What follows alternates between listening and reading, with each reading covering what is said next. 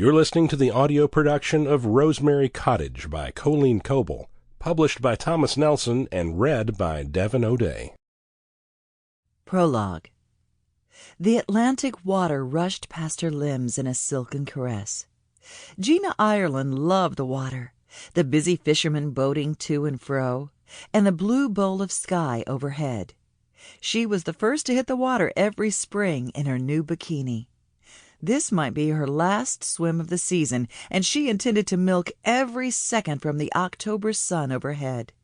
She waved to her brother on the beach, where he sat on the blanket with her tiny daughter. He was as crazy about their Outer Banks island as she was, and when he wasn't working on the water, he was plopped on the beach. 7-month-old Rain squawked, objecting to being corralled off the sand. She already had her Uncle Curtis wrapped around her finger. Gina, too, for that matter. The baby had changed everything.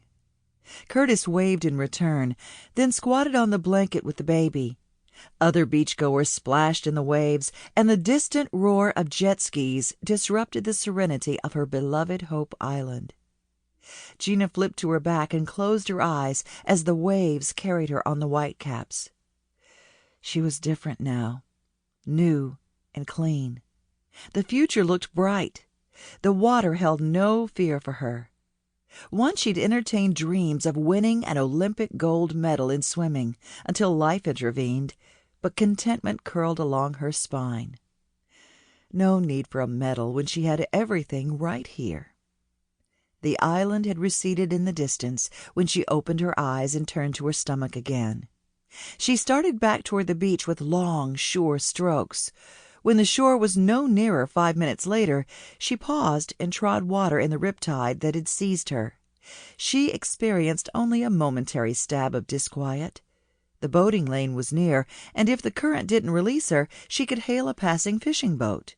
She swam parallel to the shore, then tried again, only to be thrust back by the strong tide.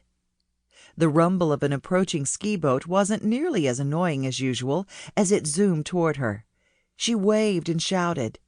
The man's eyes narrowed as he looked at her and nodded. Good. He'd seen her. She waved again so he didn't lose her in the waves. The boat's engine roared to a higher pitch as the man aimed the craft toward her. The nose on the thing rose in the air as he forced it even faster. Sea spray foamed around the boat. "Slow down!" She made a cutting motion with her hand, but the man merely smiled and stared at her. When he grew closer, she frowned. Sample complete. Ready to continue?